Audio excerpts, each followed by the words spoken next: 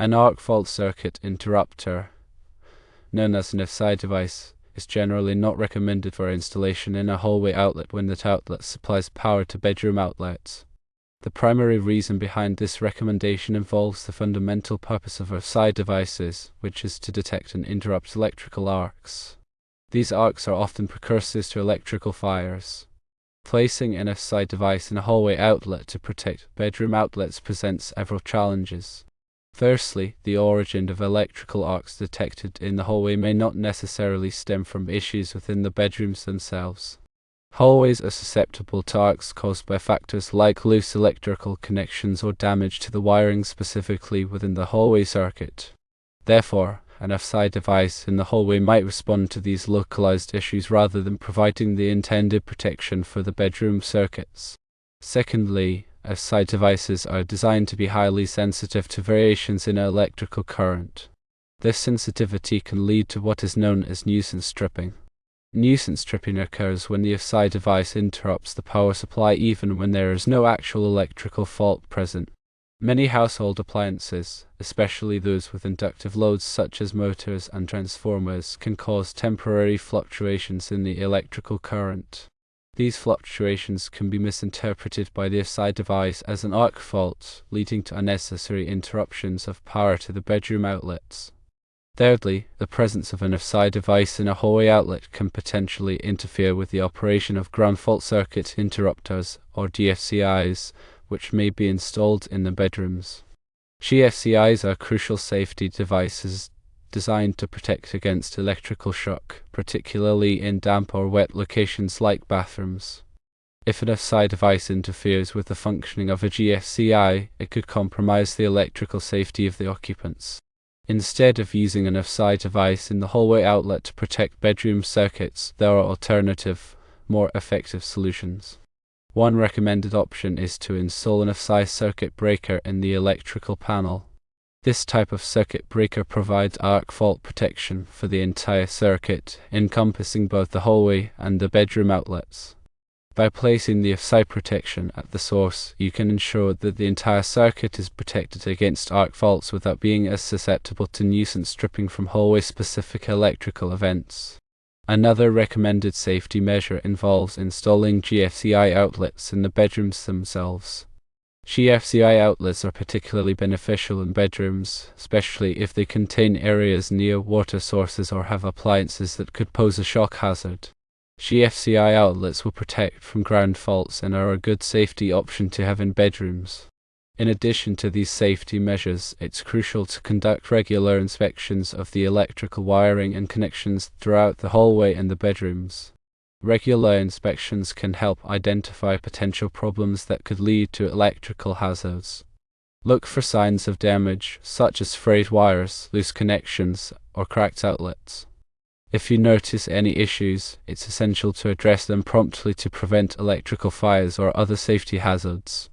Furthermore, it's important to ensure that all electrical work is performed by a qualified and licensed electrician. Electricians have the knowledge and expertise to ensure that electrical systems are installed and maintained safely and correctly. Trying to perform electrical work yourself can be dangerous and may violate local electrical codes. It is also useful to understand the role of electrical codes when installing or working with electrical components, such as AFCIs and GFCIs. Electrical codes provide guidelines and safety standards for electrical installations, ensuring that they meet minimum safety requirements. Familiarizing yourself with these codes can help you make informed decisions about electrical safety. The National Electrical Code, or NEC, is a widely adopted standard for electrical installations in the United States. It provides detailed requirements for various aspects of electrical systems, including wiring, overcurrent protection, and grounding. Adhering to the NEC helps ensure that electrical installations are safe and reliable. Some key aspects of electrical codes related to AFCI and GFCI protection include requirements for where these devices are required, installation guidelines, and testing procedures. For example, the NEC specifies that AFCI protection is required in many areas of the home, including bedrooms, living rooms, and hallways. It also outlines the specific types of circuits that must be protected by AFCIs, such as branch circuits that supply power to these areas. The NEC also provides guidelines for installing AFCIs and GFCIs. These guidelines cover topics such as the proper wiring methods, the correct placement of devices, and the proper grounding techniques. Following these guidelines helps ensure that AFCIs and GFCIs function correctly and provide the intended protection. In addition to installation guidelines, the NEC also includes testing procedures for AFCIs and GFCIs. These procedures outline how to verify that the devices are functioning properly and that they will trip in the event of an electrical fault. Regular testing of AFCIs and GFCIs is essential to ensure that they are providing adequate protection. One of the most important sections of the NEC to understand in relation to AFCIs and GFCIs is Article 210. Article 210 covers branch circuits, which are the circuits that supply power to outlets, lighting, and appliances. This article includes requirements for the number and type of circuits required in different areas of the home, as well as the types of overcurrent protection required for these circuits. In addition to Article 210, Article 310 is also important for understanding electrical safety. Article 310 covers conductors for general wiring. This article provides requirements for the size, type, and installation of conductors used to electrical systems. It also includes information on ampacity, which is the maximum amount of current that a conductor can safely carry. Another relevant section of the NEC is Article 406, which covers receptacles, cord connectors, and attachment plugs. This article includes requirements for the type of receptacles required in different areas of the home, as well as the installation requirements for these receptacles. It also includes information on tamper-resistant receptacles, which are designed to prevent children from inserting objects into the receptacles. Understanding these key sections of the NEC can help you make informed decisions about electrical safety in your home. It's also important to consult with a qualified electrician to ensure that your electrical system meets all applicable code requirements. When it comes to specific electrical components like AFCIs and GFCIs, it's essential to understand their specifications and limitations. AFCIs are designed to detect and interrupt arc faults, which are dangerous electrical conditions that can lead to fires. AFCIs work by monitoring the current flowing through a circuit and looking for patterns that indicate an arc fault. When an arc fault is detected, the AFCI trips, interrupting the flow of electricity and preventing a fire. GFCIs are designed to protect against ground faults, which occur when electricity flows through an unintended path to ground. Ground faults can cause electrical shock and can be especially dangerous in wet or damp locations. GFCIs work by monitoring the current flowing through a circuit and looking for differences in the current flowing in the hot and neutral wires. If there is a difference, it indicates that current is flowing through an unintended path to ground, and the GFCI trips, interrupting the flow of electricity. It's important to note that AFCIs and GFCIs are not interchangeable. AFCIs protect against arc faults, while GFCIs protect against ground faults. In some cases, both AFCI and GFCI protection may be required for a circuit. For example, the NEC requires both AFCI and GFCI protection for circuits that supply power to bedrooms. When installing AFCIs and GFCIs, it's important to follow the manufacturer's instructions carefully. These instructions will provide guidance on the proper wiring methods, the correct placement of devices, and the proper grounding techniques. It's also important to test AFCIs and GFCIs regularly to ensure that they are functioning properly. Most AFCIs and GFCIs have a test button that can be used to verify that the device is tripping correctly. In addition to AFCIs and GFCIs, there are other types of overcurrent protection devices that can be used to protect electrical circuits. These devices include fuses and circuit breakers. Fuses are one-time use devices that melt when the current flowing through them exceeds a certain level.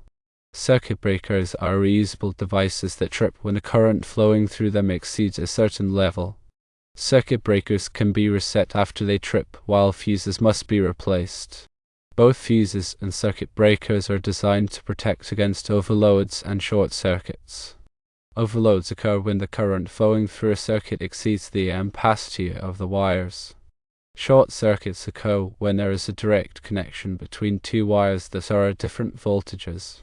Overloads and short circuits can cause fires and can damage electrical equipment. When selecting overcurrent protection devices, it's important to choose devices that are rated for the appropriate voltage and current levels. It's also important to choose devices that are listed by a recognized testing laboratory, such as Underwriters Laboratories UL. Listed devices have been tested and certified to meet safety standards. When installing overcurrent protection devices, it's important to follow the manufacturer's instructions carefully. These instructions will provide guidance on the proper wiring methods, the correct placement of devices, and the proper grounding techniques. It's also important to ensure that the overcurrent protection devices are properly labeled so that they can be easily identified in the event of an electrical problem. In addition to understanding the technical aspects of electrical safety, it's also important to be aware of the common causes of electrical fires. Electrical fires can be caused by a variety of factors, including faulty wiring, overloaded circuits, misuse of electrical equipment, and improper use of extension cords. Faulty wiring is a common cause of electrical fires. Faulty wiring can include frayed wires, loose connections, and damaged insulation. It's important to inspect electrical wiring regularly and to repair any problems promptly. Overloaded circuits can also cause electrical fires. Overloaded circuits occur when too many appliances or devices are plugged into a single circuit. This can cause the wires to overheat and can lead to a fire. It's important to avoid overloading circuits and to use extension cords sparingly. Misuse of electrical equipment can also cause electrical fires. This can include using appliances or devices in a way that they are not intended to be used, or failing to follow the manufacturer's instructions. It's important to use electrical equipment safely and to follow the manufacturer's instructions carefully. Improper use of extension cords can also cause electrical fires. Extension cords should be used only temporarily and should not be used to power high wattage appliances. It's also important to avoid running extension cords under rugs or furniture, as this can cause them to overheat. By being aware of the common causes of electrical fires and taking steps to prevent them, you can help protect yourself and your family from electrical hazards. Remember to consult with a qualified electrician if you have any questions or concerns about electrical safety. They can provide expert advice and ensure that your electrical system is safe and up to code. Regularly inspect your home's electrical system for any signs of damage or wear. This includes checking for frayed wires, loose connections, cracked outlets, and other potential hazards. If you notice any issues, have them repaired by a qualified electrician as soon as possible. Avoid overloading electrical circuits by plugging too many appliances or devices into a single outlet or circuit. This can cause the wires to overheat and increase the risk of a fire. If you need to use multiple appliances in the same area, consider installing additional outlets or using a power strip with a built-in circuit breaker. Use extension cords safely and sparingly. Avoid using them as a permanent wiring solution and never run them under rugs or furniture. Make sure the extension cord is rated for the wattage of the appliances you're using and replace any damaged or frayed cords immediately. Keep electrical appliances and cords away from water. Never use electrical devices near sinks, bathtubs, or other wet areas, as this can increase the risk of electric shock. If an appliance falls into water, do not touch it. Instead, turn off the power at the circuit breaker and then carefully retrieve the appliance. Unplug appliances when they're not in use. This not only saves energy but also reduces the risk of electrical fires. Many appliances continue to draw power even when they're turned off, so unplugging them is the safest option. Install smoke detectors on every level of your home, including inside and outside of bedrooms. Test the smoke detectors regularly to ensure they are working properly, and replace the batteries at least once a year. Have a fire extinguisher readily available in your home, and make sure everyone in the family knows how to use it. Choose a fire extinguisher that is rated for Class A, B, and C fires, which are the most common types of fires in homes. Teach children about electrical safety. Explain the dangers of electricity and how to avoid electrical hazards. Keep electrical outlets covered with safety caps when they are not in use, and teach children not to play with electrical cords or outlets. Consider having your home's electrical system inspected by a qualified electrician every few years. This can help identify potential problems before they become serious hazards. An electrician can also ensure that your electrical system is up to code and that it meets your current electrical needs. Always hire a qualified and licensed electrician for any electrical work in your home. Attempting to do electrical work yourself can be dangerous and may violate local electrical codes. A qualified electrician has the knowledge and expertise to perform electrical work safely and correctly.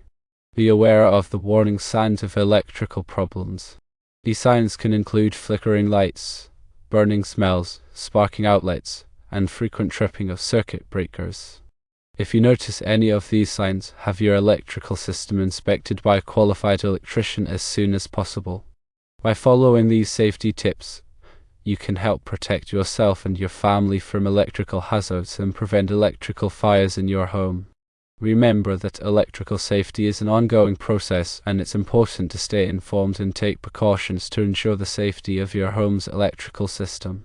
The use of AFCI and GFCI devices is an integral part of modern electrical safety practices, and understanding their function and proper application is critical for ensuring a safe living environment. It's also essential to remember that electrical codes and regulations are constantly evolving to address new technologies and emerging safety concerns. Staying informed about these changes and adhering to the latest code requirements is crucial for maintaining a safe and compliant electrical system. When in doubt, always consult with a qualified electrician to ensure that your electrical system meets all applicable safety standards.